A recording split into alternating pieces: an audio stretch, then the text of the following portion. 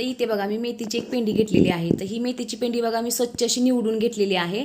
निवडून ही मी चिरून घेतलेली आहे. जर बघा तुम्ही जरी मेथीची भाजी निवडली तरी एखाद मोठा डेट राहतोच आणि तो आपल्या दातात अडकण्याची शक्यता असते. यासाठी मी ती चिरून वापरली आहे.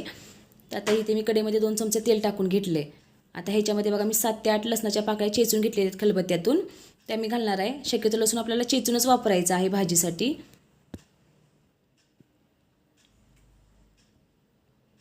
आता आपल्याला लसूण लालसर रंगाचा होईपर्यंत बघा भाजून घ्यायचं आहे तेलामध्ये.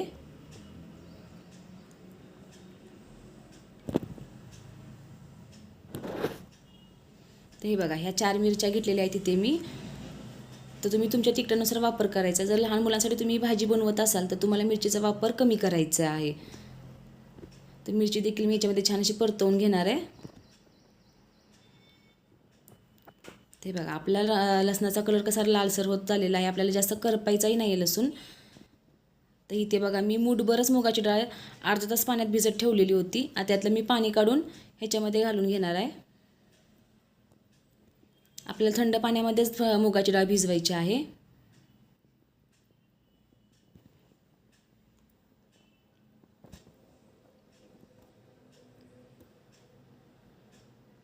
छान बघा मिक्स अशी झालेली आहे आपली डाळ. आता त्याच्यामध्ये मी भाजी घालून घेणार आहे. जी आपण बघा मी भाजी चिरून इथे धुवून इथं ठेवलेली होती ती आता भाजी मी याच्यामध्ये घालून घेते.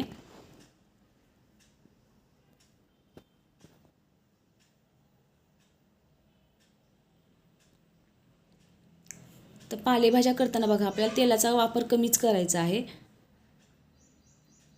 आता हे पूर्ण बघा मी मिक्स करून घेत आहे. जर तुम्हाला उलटण्याच्या सहाय्याने जर मिक्स करता येत नसेल तर तुम्ही काटा चमच्यासुद्धा वापर करू शकता. ही भाजी मिक्स करण्यासाठी खूप सोपं जातं. ते बघा मी पूर्ण आता छान अशी मिक्स करून घेणार आहे भाजी. आपल्याला लगेच मीठ नाही घालायचं बघा ह्याच्यामध्ये. भाजीला अशी छान वाफ लागून द्यायची. हे बघा वाफ लागल्यानंतर आपली भाजी किती अशी कमी झालेली आहे.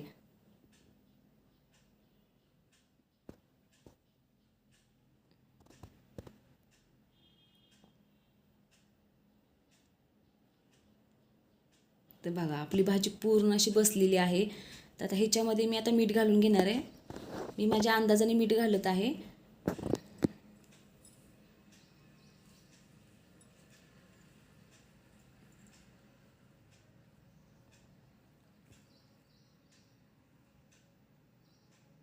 बघा मीठ घालून आपल्याला पुन्हा आणि घालून घ्यायचे आहे. म्हणजे मीठ आपलं सर्वत्र लागेल बघा.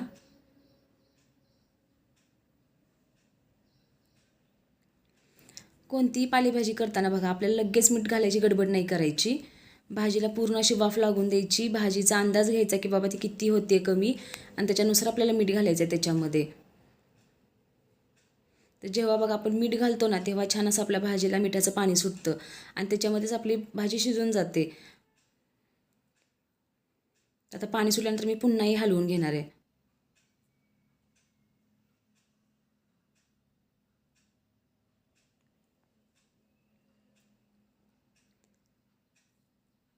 आता इथे मी काय करणार आहे, इथे मी आता बघा जी शेंगदाणे मी भाजून घेतलेलं होतं त्याचं मोठं कूट करून घेतलेलं होतं मी ते घालून घेत आहे. इथे मी 1 ते 1.5 चमचा कूट घालून घेणार आहे. जेवढी आपली भाजी असेल त्याच्यानुसारच आपल्याला कूट घालून घ्यायचं आहे.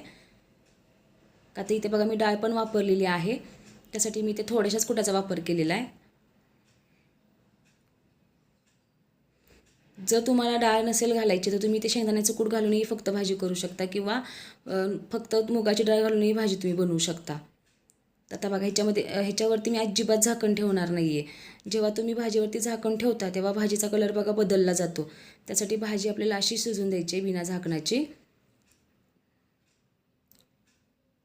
तर हे बघा माझी भाजी तयार झालेली आहे. आता आपण ही काढून घेऊयात. तर तुम्हाला माझी भाजीची रेसिपी कशी वाटली मला नक्की कमेंट करून सांगा.